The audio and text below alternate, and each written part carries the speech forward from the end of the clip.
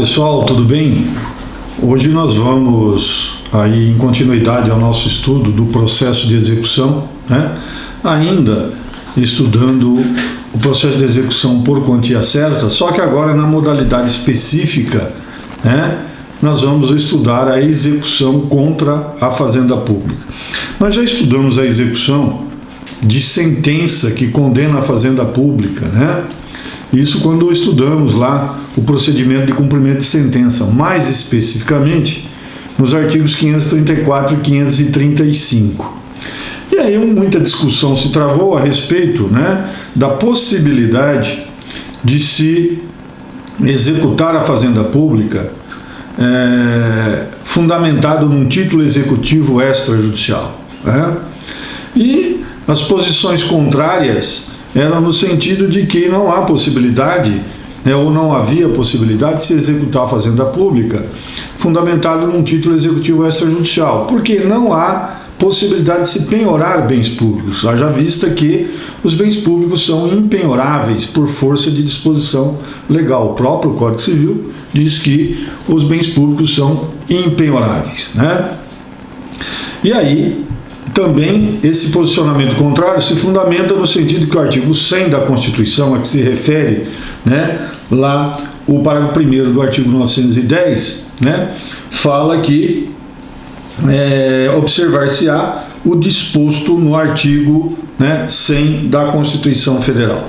E no artigo 100 da Constituição Federal, né, e o artigo 100 da Constituição Federal, ele diz lá, né, que a execução contra a fazenda pública será feita para executar a sentença que condenar a fazenda pública, né, a uma obrigação de pagamento de quantia em dinheiro, né, ou de entrega de coisa, né, ou de fazer ou não, ou de obrigação de fazer ou não fazer.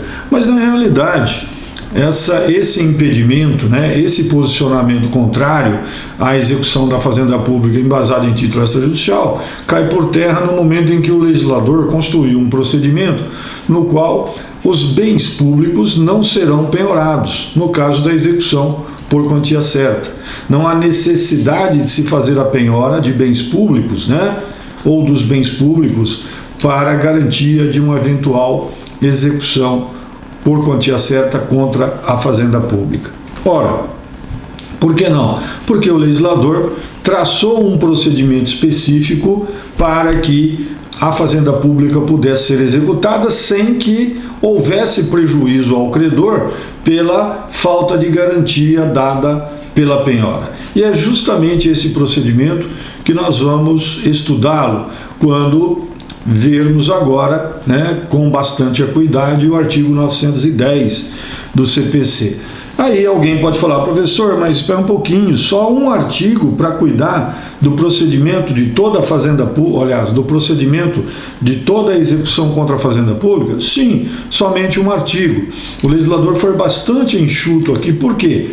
Porque ele nos remete para aproveitarmos o estabelecido no artigo 534 e 535, né, do CPC, que é justamente a execução pelo procedimento de cumprimento de sentença, né, que condena a fazenda pública ao pagamento de quantia em dinheiro. Pois bem, então, somente o artigo 910, mas com repercussão nos artigos 534 e 535, naquilo, logicamente, que for aplicável, sem nos esquecermos que o legislador também fala, né, aí do artigo 100 da Constituição Federal. E se nós pegarmos assim, o artigo 100 da Constituição Federal, nós veremos que é um artigo que tem lá 18 parágrafos, né, é enorme, e trata justamente da forma com que a fazenda pública vai fazer o pagamento das quantias que for condenada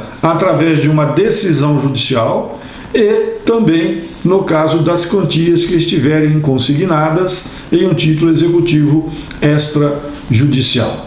Pois bem, o legislador lá no artigo 910, ele fala o seguinte: na execução fundada em título extrajudicial, né, a fazenda pública será citada para opor embargo em 30 dias. O código anterior falava em 10 dias.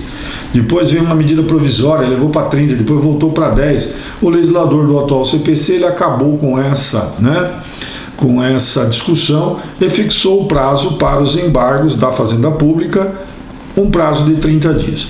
Vocês se lembram que quando nós estudamos o cumprimento de sentença, né, que condenava a Fazenda Pública, né, ao pagamento de quantia em dinheiro, os embargos à execução, né, aliás, a oposição da Fazenda Pública se dava através de uma impugnação, né? E aqui a Fazenda Pública ela tem em mãos os embargos à execução. O propósito de ambos, né, é quase o mesmo, mas são medidas, né, diferentes. Por exemplo, a impugnação ela é o quê? Ela é uma fase do processo de execução que faz parte ali do cumprimento de sentença, né? E os embargos à execução se constituem numa verdadeira ação incidental. Os embargos à execução consistem numa ação autônoma que dá ao devedor a oportunidade de obstar, de se opor àquilo que o credor está pretendendo no título executivo. Por isso, por se tratar de uma ação autônoma, é que o legislador fala que a Fazenda Pública será citada e não intimada, como ela é lá quando há o pedido de cumprimento de sentença, né, contra a Fazenda Pública. E o prazo para opor os embargos aqui o prazo é de 30 dias, ao passo que o prazo para a impugnação, lá no cumprimento de sentença contra a Fazenda Pública, que condena a Fazenda Pública, o prazo é de 15 dias, né? Pois bem, a Fazenda Pública ela é citada, né, para opor embargos no prazo de 30 dias, e ela, nesses embargos, ela poderá alegar qualquer matéria, gente, que ela tiver, tá? Qualquer matéria que ela poderia alegar se estivesse num processo de conhecimento, ou seja, tudo. Qualquer matéria de defesa, desde que não seja abusivo, né, poderá ser alegada pela Fazenda Pública nos seus embargos. Diferente do que ocorre na impugnação lá ao cumprimento de sentença, né, que condena a Fazenda Pública, lá nós vimos que havia, né, e que há uma particularização, né, aí com relação ao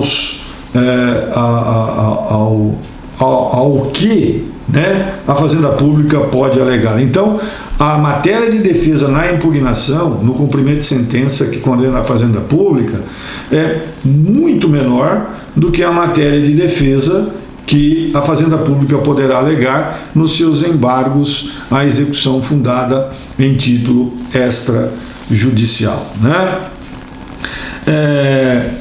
É o que diz o artigo 910, parágrafo 2º. Nos embargos, a Fazenda Pública poderá alegar qualquer matéria que lhe seria lícito deduzir como defesa no processo de conhecimento, né?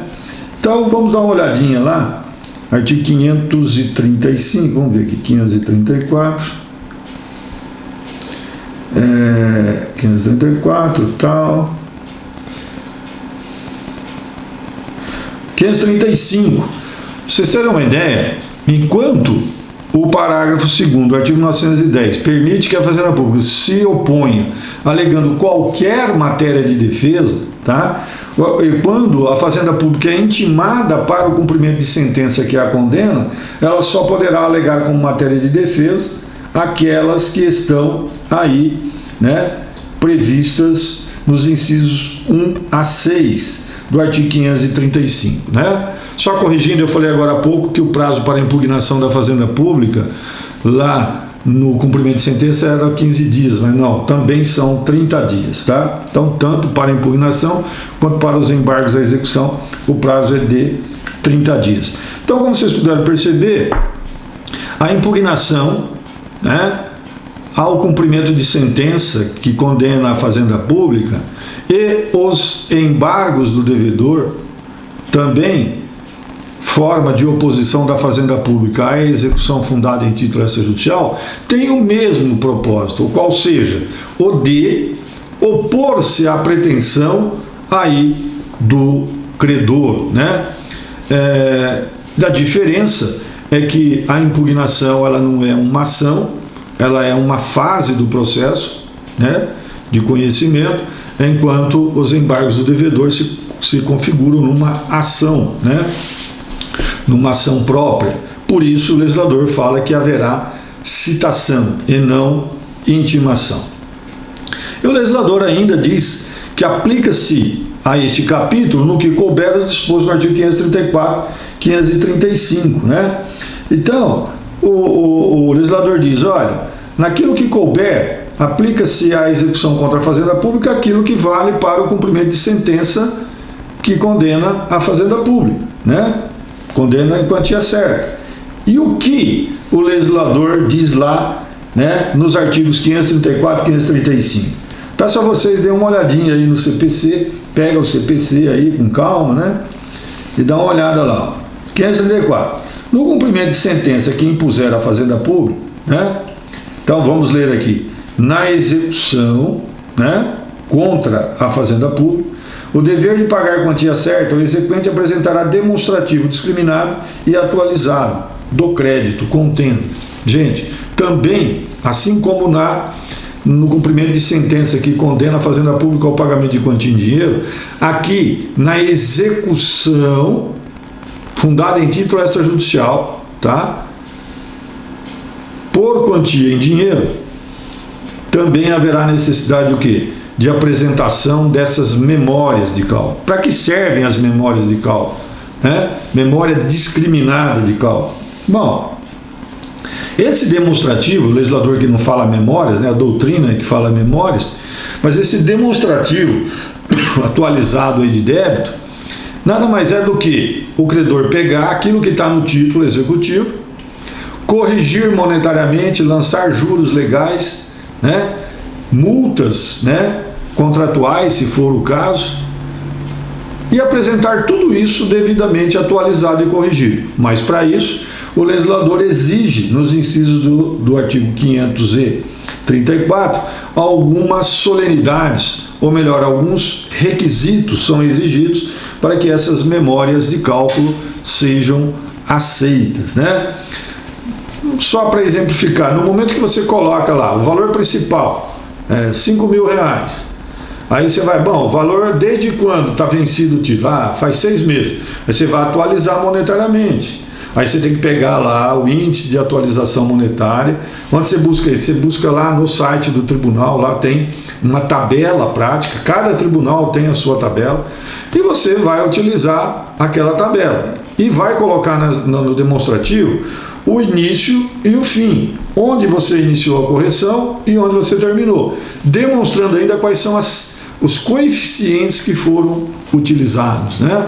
Tudo isso para dar ao devedor, no caso aqui a Fazenda Pública, melhor oportunidade de oposição, né? Então ele diz lá, você tem que editar o índice de correção monetária, os juros aplicados, o termo inicial e o termo final dos juros e da correção monetária utilizados, a periodicidade da capitalização, enfim, tudo aí que o legislador, né, exige nos 6 incisos aí, né, do artigo 534, né? Para primeiro falar, havendo pluralidade de exequentes, cada um deverá apresentar o seu próprio demonstrativo. Há possibilidade de cumulação de execuções, né? Isso aí nós já estudamos, quando estudamos a parte preambular lá do processo de execução. E vimos que há possibilidade de se fazer o quê? Cumular execuções.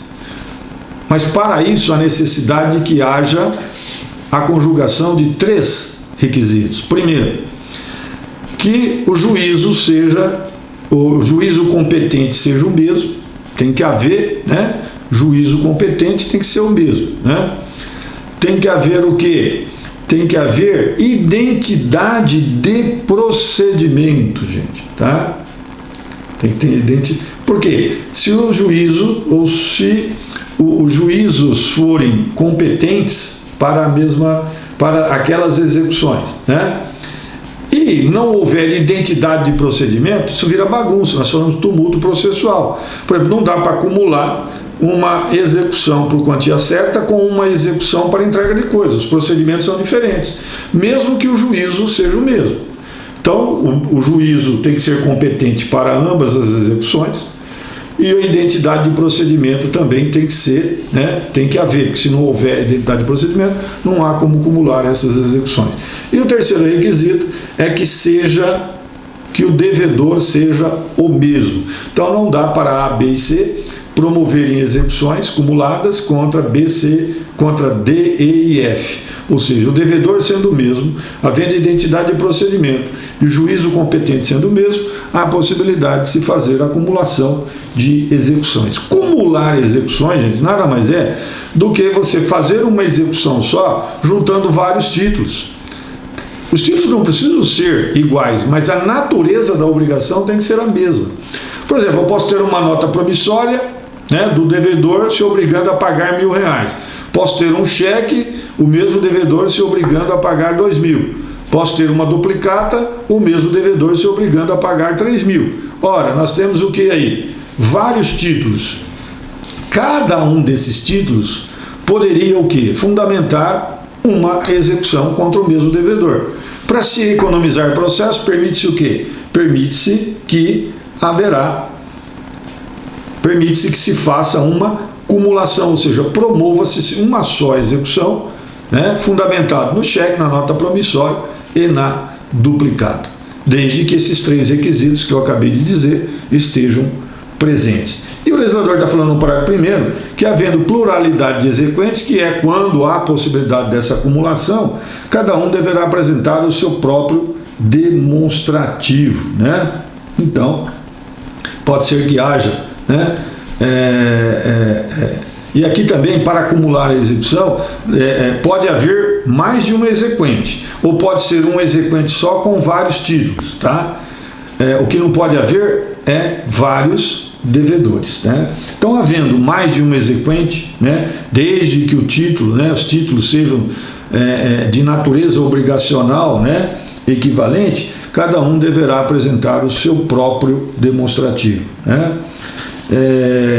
E aí, aquela história, obedecendo o que consta aí nos incisos 1 a 6, né, do artigo 534. Então, o que o legislador exige, tá? O que o legislador exige para a impugnação da sentença que condena a Fazenda Pública ao pagamento de quantia de dinheiro, ela exige para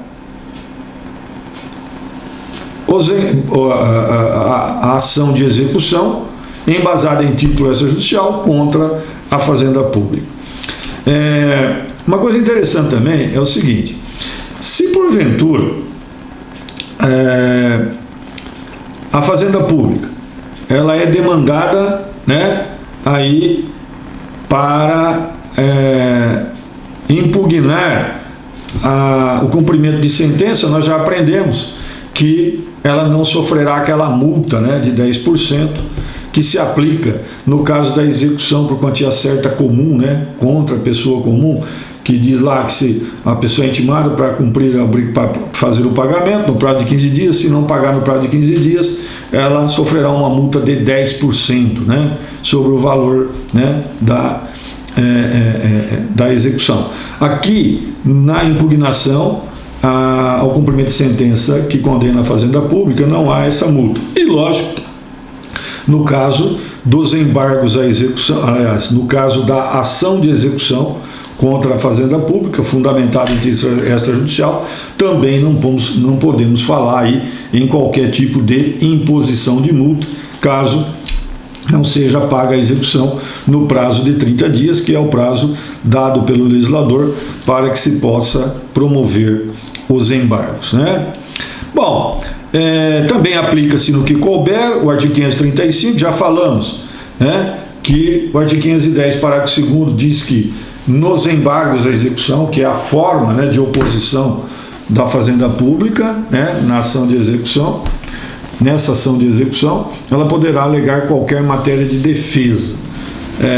Então, na realidade, além daqueles casos que o artigo 535 cita, a Fazenda Pública, nos embargos à execução fundada em título extrajudicial, poderá ainda alegar qualquer outra matéria que poderia alegar no processo de conhecimento. Conforme eu disse anteriormente, a matéria de defesa da Fazenda Pública nos embargos à execução, ela é maior do que a matéria de defesa que ela poderá alegar na impugnação ao cumprimento de sentença que a condena a pagar quantia em dinheiro. Pois bem, a Fazenda Pública, quando ela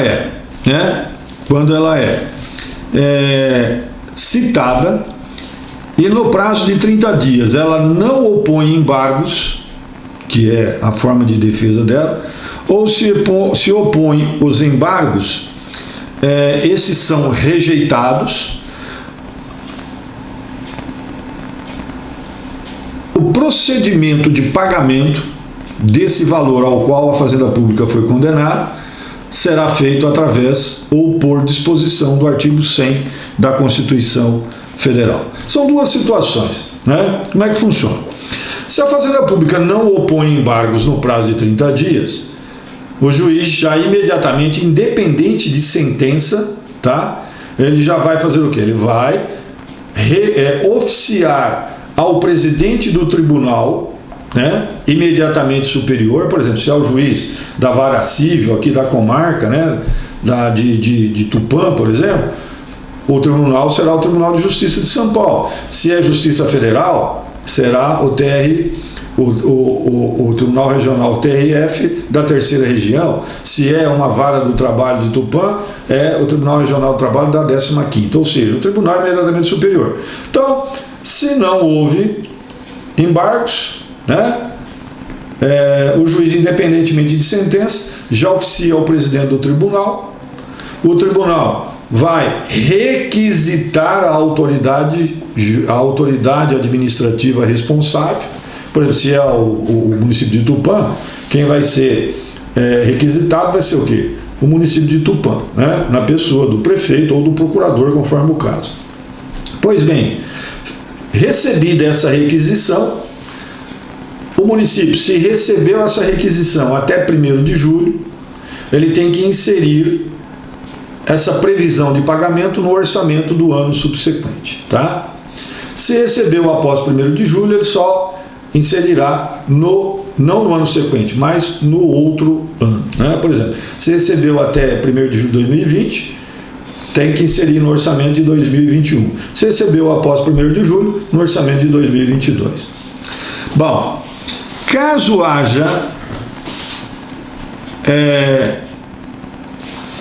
oposição dos embargos e esses forem julgados improcedentes, transitado em julgado a sentença que julgou improcedente os embargos, é a mesma coisa.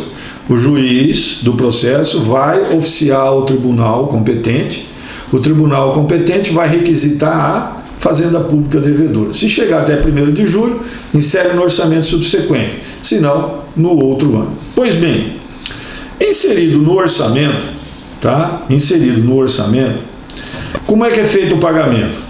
Não é mais feito o pagamento diretamente pela Fazenda Pública como era. Tem uma emenda constitucional, acho que é a emenda constitucional número 62, que mudou isso, tá? Isso está lá no artigo 100 da Constituição.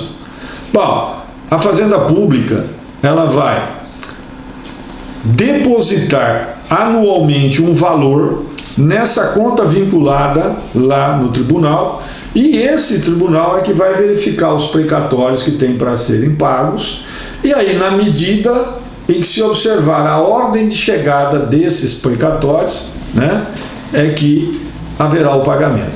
Então, o artigo 100 da Constituição é bem complicado, eu nem vou, né, entrar aqui, né, nessa interpretação do artigo 100, mas, a grosso modo, é o seguinte: a requisição de pagamento, a Fazenda Pública insere no orçamento na forma da lei, e aquilo que foi lá, aquela previsão de pagamento, o órgão público tem que depositar numa conta que é gerida pelo próprio tribunal. E aí o tribunal vai pagando os precatórios, observando-se o quê? A ordem de chegada desses precatórios, né? Então, por exemplo, 2021, aquele que chegou em 20 de junho tem preferência para aquele que chegou em 29 de junho, daquele que chegou em 1º de julho. Então, faz-se esse pagamento. E aí, o próprio tribunal é que vai fazendo os pagamentos, de acordo com aqueles depósitos que são feitos lá junto ao tribunal. E o valor desses depósitos, o artigo 100, acho que parágrafo 17 ou 18, depois vocês dão uma olhada lá, é que vai dizer qual é o valor desses depósitos. Tem muito a ver com a receita líquida, né? Um percentual da receita líquida da Fazenda Pública. Aí a Constituição diz o que é receita líquida e tal. Então é uma questão aí, né? Contábil, complexa para chegar a esse valor. Enfim, chegado àquele valor, a Fazenda Pública devedora ela vai tendo que depositar esses valores anualmente, e lá o próprio tribunal é que vai fazer o abatimento desses valores, vai chamando, né, aqueles que têm direito, né, ao recebimento. Bom, o pagamento dessa forma nós chamamos de precatório judicial. Quando vocês ouviram, precatório judicial é isso. Mas o pagamento também poderá ser feito através de RPV, requisição de pequeno valor. O que é isso? A Constituição também ela fala que os órgãos públicos poderão determinar um valor mínimo, né? Aliás, poderão determinar um valor máximo, né, de pagamento direto, que é esse RPV. Então, o município, o Estado, a União, eles editam uma lei dizendo, ó, o pagamento de até tantos R$1.000 não será submetido a precatório. Será pago de que forma? O legislador diz também no artigo 100, ó, o juiz vai determinar à Fazenda Pública que, num prazo de 2 meses, deposite numa agência oficial mais próxima, né, do devedor o pagamento daquele valor. Isso é chamado RPV. E diz ainda, o órgão público que não estipular esse valor mínimo, né, aliás, esse valor máximo, será tido como o maior valor pago pela Previdência Social. Hoje, 6 mil e poucos reais, né? Então, por exemplo, o município de Tupã não tem RPV determinado. Então, presume-se que o RPV de Tupã seria 6 mil e pouco, tá? Que é o maior valor aí pago pela Previdência Social. Mas ele pode, através de uma lei, dizer, ó, o RPV aqui são 20 mil reais. Então, valores de até 20 mil reais não precisa o juiz solicitar o presidente do tribunal requisitar o precatório e tal. Isso é pago diretamente, num prazo de 60 dias, contados da intimação através de depósito bancário. Quem tiver valor maior do que o valor do RPV, pode, renunciando ao valor excedente, pedir que seja pago pelo RPV. Isso também é possível. São 6 mil reais o RPV, né? Vamos botar 10 mil reais o RPV. Eu tenho lá 11 mil reais para receber. Aí eu fico, poxa vida, aí eu vou ter que me submeter ao precatório. Isso vai para o tribunal vai requisitar, vai jogar no orçamento do ano, vai demorar muito. Então pode ser que o credor, né, ele prefira, tirando ali R$1.000, né, recebendo 10, receber, né, muito mais rapidamente. Dependendo da situação, isso é plenamente, né, satisfatório, isso é plenamente viável, tá? Bom, com relação a esses precatórios, eles também podem ser negociados. Vou falar disso já já.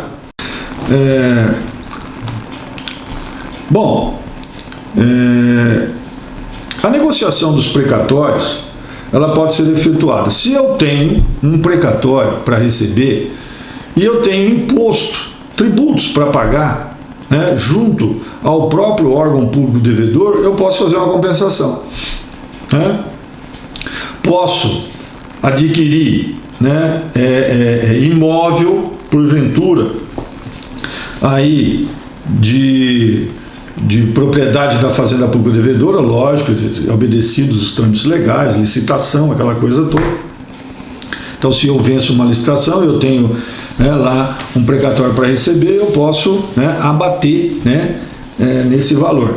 E posso também negociar, gente, que é importante, né, esses precatórios. Bom, para receber um precatório, às vezes você demora, depois já, né, de requisitado o precatório, você pode demorar ainda 5, 6 anos, sei lá, dependendo da situação, até mais, né? Porque muitas vezes aquele valor que a Fazenda Pública ela é obrigada a depositar naquela conta vinculada lá junto ao tribunal competente, pode ser que esses valores não sejam suficientes para cobrirem, né, os precatórios na medida em que eles forem chegando. Então vai atrasando o pagamento. Paga-se o que chegou primeiro, sobrou um pouquinho, mas não dá para pagar integralmente o outro, espera, e assim sucessivamente. E daí, gente, pode ser que haja, né, uma demora muito grande. E aí pode ser que haja também, né, interesse do credor, do precatório, aliená-lo a um terceiro.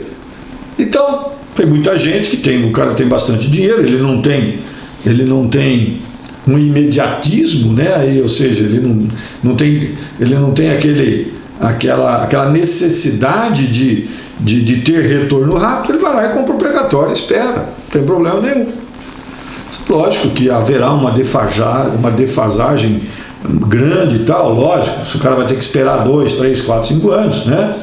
Ele vai defasar bem o valor, mas sei lá, às vezes para o credor também isso seja interessante, né? Então ele pode alienar esses bens aí, aliás, alienar esses precatórios, né, na medida em que houver necessidade. E aí aquele que adquiriu, ingressa nos autos, comunica o processo, né, em primeira instância, né, que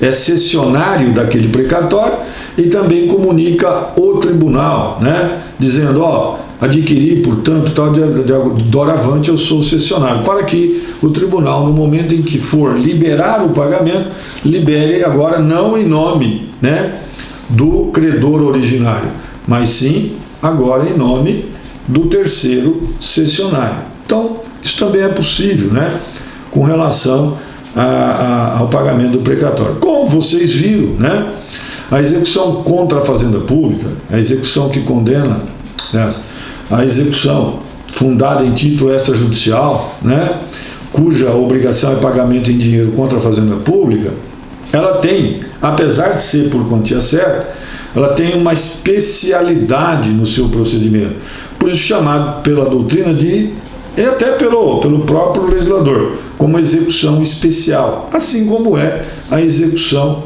de alimentos. E vocês também já puderam perceber que a Fazenda Pública devedora, né, ela tem alguns privilégios, né, muitos privilégios, que nos leva até a ponderar quando formos nos relacionar com a Fazenda Pública. Sem sombra de dúvida, eu considero que a Fazenda Pública não é boa para fazer negócio, né, de maneira nenhuma. Por quê? Primeiramente, não há responsabilidade dos administradores quanto ao atraso de pagamento. E aí o pessoal vai empurrando, e você cai aí nesse regime de precatórios. É só você dar uma olhada no artigo 100 da Constituição Federal, que aí qualquer comerciante, qualquer pessoa vai relutar, né, em manter uma relação jurídica comercial ou empreender uma relação jurídica comercial com a Fazenda Pública, né? Que é bastante complicado, ela tem muitos privilégios e que muitas vezes poderá causar aí enormes dissabores aos seus credores.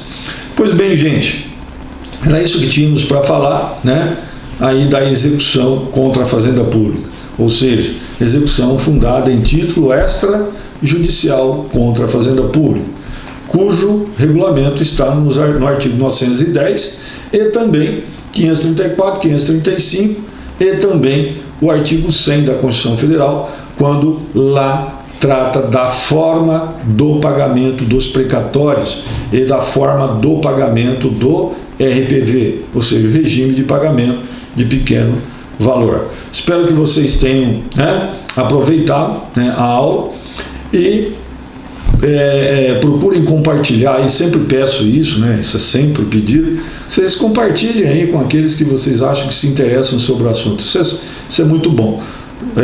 muitas vezes sem saber, podemos estar aí, ou poderemos estar, né, aí trazendo uma grande contribuição para essas pessoas. Aqueles que não se inscreveram, se inscrevam no canal, porque toda vez que for disponibilizada, né, um tema aí no YouTube, vocês serão prontamente alertados. Um abraço a todos, gente, um beijão e até mais.